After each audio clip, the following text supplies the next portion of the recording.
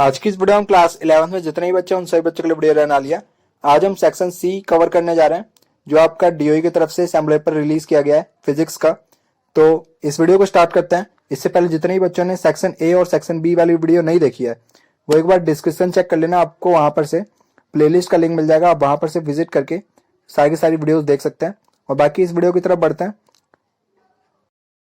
ये आपका फिजिक्स का असेंबली पेपर है, आप यहाँ पर देख सकते हैं 2022-23 का। और यहाँ पर से आपका सेक्शन ए स्टार्ट होता है और ये आपका सेक्शन बी है, पर आज हम सेक्शन सी करने जा रहे हैं। यहाँ पर आपका सेक्शन सी का 26 क्वेश्चन है। यहाँ पर आपको वेवलेंथ फाइंड करनी है। What is the wavelength of the sound in the tissue in which the speed of sound, यहाँ पर आपको स्पीड ऑफ साउंड गिवन है 1.7 किलोमीटर पर सेकेंड। और यहाँ पर आपको बोला गया है कि ये जो इसकी फ्रीक्वेंसी है स्कैनर की वो है आपकी 4.2 मेगा हर्ट्ज। तो फिर यहाँ पर आपको क्या फाइंड करना है, यहाँ पर आपको फाइंड करना है वेवलेंथ। तो फिर वेवलेंथ का आपका फॉर्मूला यहाँ पर से क्या हो जाएगा, स्पीड अपॉन फ्रीक्वेंसी। तो फिर यहाँ पर से चलिए इसको सॉल्व करते हैं। यहाँ पर आपको 26 क्वेश्चन में ये बोला गया है कि आपके पास यहाँ पर जो है वेवलेंथ आपको यहाँ पर फाइंड करनी है। वेवलेंथ की कितने मीटर होगी। और यहाँ पर आपको बोला गया है कि आपके पास ना जो यहाँ पर स्पीड है साउंड की वो है आपकी 1.7 किलोमीटर पर सेकेंड। तो फिर यहाँ पर आपको फाइंड क्या करना है, यहाँ पर आपको लैम्डा फाइंड करना है, यानी कि जो आपका यहाँ पर वेवलेंथ है वो आपको यहाँ पर फाइंड करना है। और यहाँ पर आपको फ्रीक्वेंसी भी गिवन है, फ्रीक्वेंसी है आपकी 4.2 मेगा हर्ट्ज। अब चलिए आपको फॉर्मूला पता होगा कि जो आपकी वेलोसिटी का फॉर्मूला होता है यानी कि स्पीड का, वो क्या होता है, लैम्डा इनटू फ्रीक्वेंसी। और यहाँ पर अगर हम लैम्डा की वैल्यू निकालना चाहें तो फिर लैम्डा की वैल्यू क्या हो जाएगी, स्पीड अपॉन फ्रीक्वेंसी। और यहाँ पर से लैम्डा की वैल्यू हो जाएगी हमारी, स्पीड है आपकी 1.7 किलोमीटर, किलोमीटर को अगर मीटर में चेंज करेंगे तो 10 की पावर 3 से मल्टीप्लाई करना पड़ेगा, अपॉन में आपका 4.2 मेगा हर्ट्स है। तो फिर मेगा हर्ट्स से हर्ट्स में जाने के लिए 10 की पावर 6 से मल्टीप्लाई करना पड़ेगा। अब यहाँ पर से आपको लैम्डा की वैल्यू मिल जाएगी, यहाँ पर से हम इसको कैलकुलेट कर लेते हैं। ये ऊपर जाएगा तो फिर ये हो जाएगा आपका 10 की पावर -3 इंटू में पॉइंट से आपका पॉइंट कैंसिल हो गया और 17/42। तो फिर ये आ जाएगा आपका 0.404 इंटू 10⁻³ मीटर। इतने मीटर जो है आपकी लैम्डा की वैल्यू आपको यहाँ पर से मिल जाएगी। नेक्स्ट क्वेश्चन है 27th क्वेश्चन में आपको ये बोला गया है कि आपको यहाँ पर मोमेंट ऑफ इनर्शिया फाइंड करना है स्पेयर का अबाउट इट्स डायमीटर। और यहाँ पर आपको मास गिवन है 20 kg और यहाँ पर इसकी रेडियस है 1/4 मीटर। और यहाँ पर आपको फॉर्मूला पता होना चाहिए मोमेंट ऑफ इनर्शिया का अबाउट इट्स डायमीटर स्फेयर में। तो फिर इसका आपका फॉर्मूला होता है 2/5 mr²। तो फिर यहाँ पर इसका यूज करके यहाँ पर हम इसको कैलकुलेट कर सकते हैं। और इसी में आपका और वाला पार्ट है, find the torque of a force 7i cap plus 3j cap minus 5k cap about the origin the force acts on a particle whose position vector is i cap minus j cap plus k cap. तो फिर यहाँ पर आपको torque का जो formula है वो भी आपको यहाँ पर पता होना चाहिए। टॉर्क होता है आपका position vector cross force vector. तो फिर यहाँ पर इसको सॉल्व करते हैं। 27 क्वेश्चन में आपको ये बोला गया है कि आपको यहाँ पर मोमेंट ऑफ इनर्शिया फाइंड करना है। और यहाँ पर आपको जो है मास की वैल्यू गिवन है, मास है आपका 20 kg का। और यहाँ पर आपको ये बोला गया है कि जो रेडियस है स्फेयर का वो है आपका 1/4 मीटर। और यहाँ पर आपको मोमेंट ऑफ इनर्शिया बताना है। ये आपका बन गया स्फेयर और इसका ये बन गया डायमीटर। डायमीटर से आपको इसका मोमेंट ऑफ इनर्शिया बताना है। तो फिर जो आपका फॉर्मूला होता है मोमेंट ऑफ इनर्शिया का,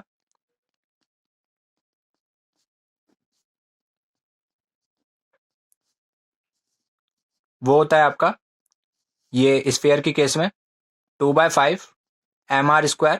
और यहाँ पर जो m है, m से होता है आपका मास और ये जो r है वो है आपका रेडियस। अब यहाँ पर से हम क्या करते हैं 2/5 सारी की सारी वैल्यू पुट कर देते हैं। मास है आपका 20 kg और यहाँ पर रेडियस की वैल्यू है 1/4 मीटर और इसका स्क्वायर है। तो फिर इसको मैं 2 बार लिख लेता हूँ। यहाँ पर 5 से ये कट जाएगा 4 बार में, 4 से ये कट गया।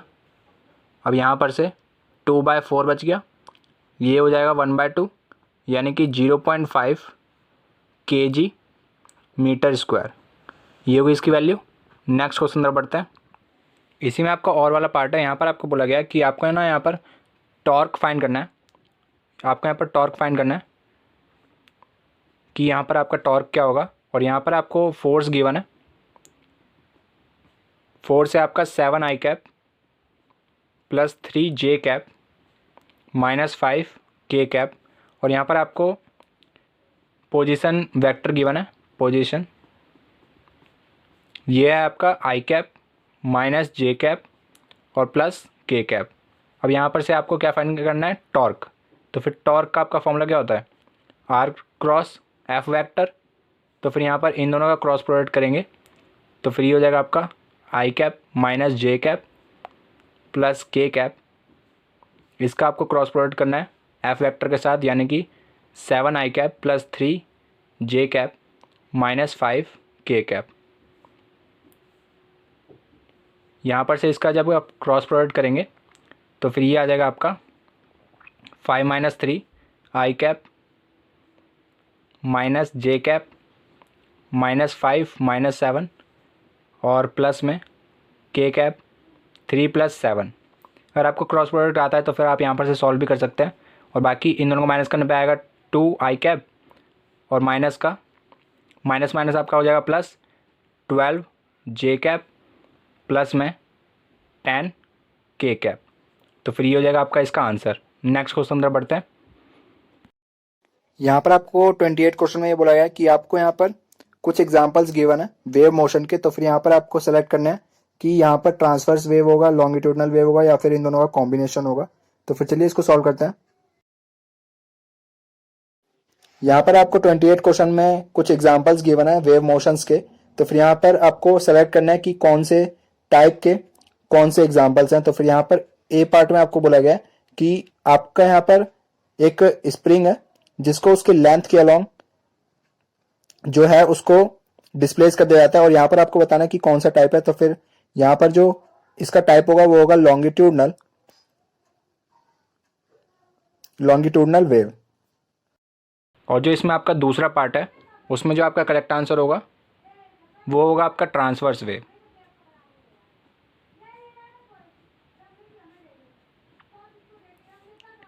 और इसमें जो आपका सी पार्ट है उसमें आपका ये दोनों ही होगा, क्योंकि जो आपका वाटर में जो आपका वेव मोशन होता है वो दोनों का होता है, लॉन्गिट्यूडनल का भी और ट्रांसवर्स का भी। तो फिर इन दोनों का कॉम्बिनेशन जो होगा वो इसका यहाँ पर आंसर होगा।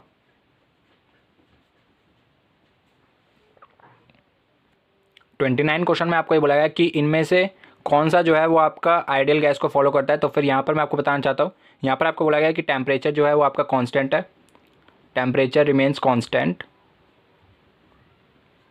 और यहाँ पर जो आपका मास होगा वो भी आपका कांस्टेंट होगा। जब आपका मास और टेम्परेचर कांस्टेंट है तो फिर यहाँ पर आपका नंबर ऑफ मोल्स भी कांस्टेंट होगा, नंबर ऑफ मोल्स कांस्टेंट। अब जब यहाँ पर ये सारी की सारी कंडीशन जब आपकी फुलफिल हो गई हैं तो फिर यहाँ पर से आपको आइडियल गैस इक्वेशन आपको याद होगी, p v is equal to n r t. तो फिर यहाँ पर जो आपका नंबर ऑफ मोल्स है ये भी आपका कांस्टेंट, टेम्परेचर भी कांस्टेंट, और यूनिवर्सल गैस कांस्टेंट भी आपका कांस्टेंट है। तो फिर p v is equal to constant लिख सकते हैं यहाँ पर से। जब p v is equal to constant है तो फिर यहाँ पर जो पी वी का जो ग्राफ होगा वो यहाँ पर लीनियर होगा, यानी कि स्ट्रेट लाइन में होगा। तो फिर यहाँ पर जो ऑप्शन नंबर ए है ये वाला, इसका आप ग्राफ देख सकते हैं, ये यहाँ पर कांस्टेंट को डिनोट कर रहा है। तो फिर यहाँ पर ए जो है वो आपका आइडियल गैस को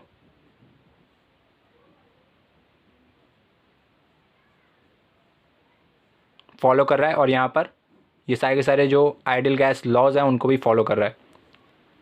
इसके बी पार्ट में आपको नेम बताने हैं 3 गैस लॉज के। तो फिर यहाँ पर बी में जो फर्स्ट का आंसर हो जाएगा वो हो जाएगा आपका चार्ल्स लॉ, दूसरा हो जाएगा आपका बॉयल्स लॉ,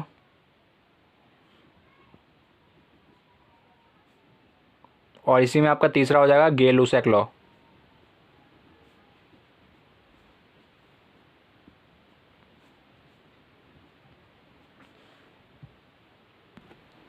और इसमें जो आपका और वाला पार्ट है इसमें आपको ये बोला गया है कि आपके पास ना 2 मोल्स हैं हीलियम एटम के, हीलियम गैस के सॉरी। यहाँ पर नंबर ऑफ मोल्स बता दिए आपको 2 मोल्स हैं, और यहाँ पर आपको ये बोला गया है कि आपके पास जो इनिशियल टेम्परेचर है वो है आपका 30 डिग्री सेल्सियस का, और जो फाइनल टेम्परेचर है वो हो जाता है आपका 35 डिग्री सेल्सियस। तो फिर टेम्परेचर डिफरेंस देखा जाए तो फिर ये आपका 5 डिग्री सेल्सियस का, और केल्विन में चेंज करना चाहते हैं तो फिर कुछ फ़र्क नहीं पड़ेगा, तब भी आपका 5 ही आएगा। तो फिर यहाँ पर आगे बढ़ते हैं। यहाँ पर आपको बोला गया कि यहाँ पर जो ये आपका प्रोसेस है ये आपका आइसोबारिक प्रोसेस है, आइसोबारिक।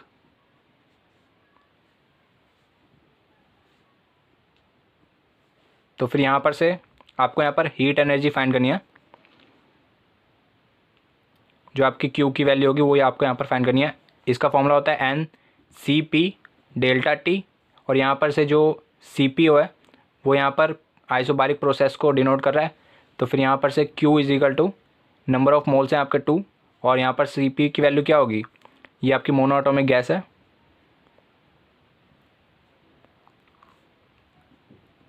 तो फिर सी पी की वैल्यू होती है इसमें आपकी 5/2R, और R की वैल्यू आपको पता ही है 8.31, और डेल्टा टी ये है आपका 5। तो फिर यहाँ पर से इसको सॉल्व करते हैं। 2 से आपका 2 कैंसिल हो जाएगा, 5 × 5 हो जाएगा आपका 25 × R, और Q is equal to 25 into इसकी वैल्यू है 8.31, और इसको जब आप मल्टीप्लाई कर देंगे ये आ जाएगा आपका 831 है, इसको हमें 25 से मल्टीप्लाई करना है, 5 15, और ये आ जाएगा आपका 41 2 6, और ये आ गया आपका 16, यानी कि 5 7 7 10, और ये आ गया आपका 20775, और 2 के बाद पॉइंट, यानी कि 207.75 इतने जूल की जो हीट एनर्जी है वो आपकी यहाँ पर यूज़ होने वाली है। 30 क्वेश्चन में आपको ये बुलाया कि at what distance from the mean position is the kinetic energy in a simple harmonic oscillator equal to potential energy. तो फिर यहाँ पर आपको डिस्टेंस बताना है मीन पोजीशन से, जब जो है आपकी काइनेटिक एनर्जी पोटेंशियल एनर्जी के इक्वल हो जाएगी। तो फिर यहाँ पर हम क्या करते हैं, काइनेटिक एनर्जी का आपका फॉर्मूला पता होना चाहिए। काइनेटिक एनर्जी का आपका फॉर्मूला होता है ½ K⁴ और यहाँ पर पोटेंशियल एनर्जी का आपका फॉर्मूला होता है, ऑसिलेशन वाले चैप्टर में अगर किसी बच्चे को नहीं पता तो फिर आप ऑसिलेशन वाला चैप्टर पढ़ सकते हैं। तो फिर यहाँ पर से जो आपकी K की वैल्यू है वो आपको यहाँ पर पता होनी चाहिए। m⍵² नहीं भी पता तब भी यहाँ पर आपका काम चल जाएगा। हाफ K से हाफ K कैंसिल हो जाएगा, और यहाँ पर बचा आपका A - x² is equal to x², और यहाँ पर से हमें x की वैल्यू चाहिए क्योंकि x आपका क्या है, डिस्टेंस। तो फिर यहाँ पर से आपका ये हो जाएगा 2x² is equal to A²। दोनों तरफ अगर रूट लगा दे तो स्क्वायर से रूट कट जाएगा, पर ये अंडर रूट में 2 बचेगा। x इज इक्वल टू में ये से कैंसिल हो जाएगा a, और यहाँ पर से x की वैल्यू कितनी आ जाएगी, a/√2। जो a है वो आपका यहाँ पर एम्पलीट्यूड को रिप्रेजेंट करता है।